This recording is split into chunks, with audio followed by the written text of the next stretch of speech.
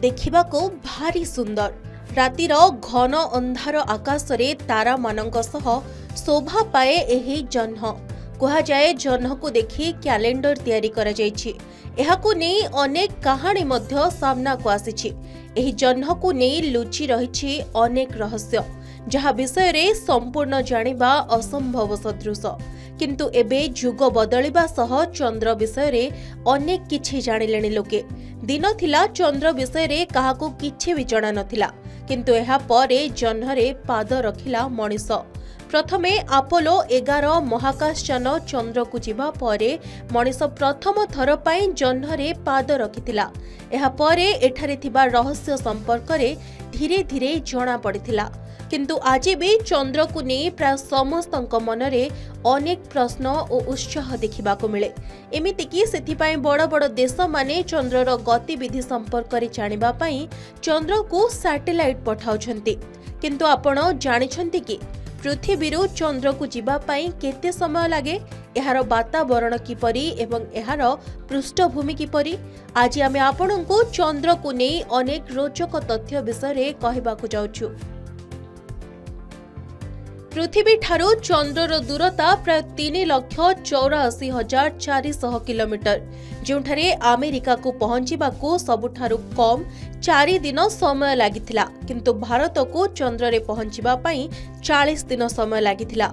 चंद्र रे पहुंचीबा परे आपण प्रथमे एहार पृष्ठभूमि देखि परिबे। एही चंद्रर पृष्ठभाग पृथ्वी ठारू केते भिन्न आपणक मनरे निश्चय प्रश्न उठुतबो। आपणकू लागुथिबो जे चंद्रर पृष्ठभाग ठीक पृथ्वी परि होइथिबो, किंतु एभଳି नुहे। सेठाकर वातावरण संपूर्ण भिन्न। नासा वेबसाइट रे दिया जाइथिबा सूचना अनुसार पृथ्वी भली चंद्र रे समतल भाग, पर्वत एवं उपत्यका रहिछि।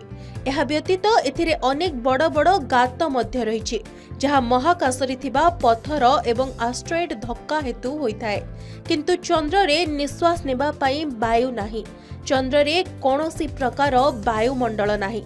एहार अर्थ एठारे पवन नाही, ऋतु नाही एवं एही कारणरू कोनोसी प्रकार गच्छ मध्य चंद्र रे नाही। तेणु एठारे कोनोसी प्रकार चिन्ह हेले ताहा सहजरे जाय न थाए। महाकाशचारी जेतेबेले चंद्र रे चलीथिले तांको पाद चिन्ह आज मध्य चंद्र पृष्ठ रे रहिछि एवं भविष्यत रे मध्य एहा समान भाबे रहिबो। चंद्रर उपरकू देखिले आपण पृथ्वी को एहार कक्षपथरे घुरुथबार देखिपारिबे।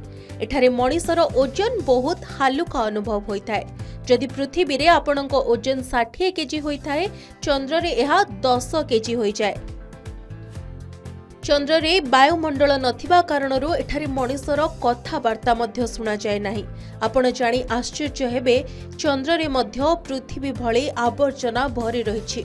हे तो पृथ्वी रे एमिति किछि जागा नाही जेउठी मनिषर अलिया आवर्जना पड़ी नाही। एही अलिया आवर्जनारू चंद्र मध्य बाद पड़ेनी। वैज्ञानिक माने चंद्रर केतक स्थान रे अलिया आवर्जनार संधान पाइछन्ति, जहा सेठाको जाइथिबा अंतरिक्ष यात्री मानकर बोली ही जणा पड़िछि।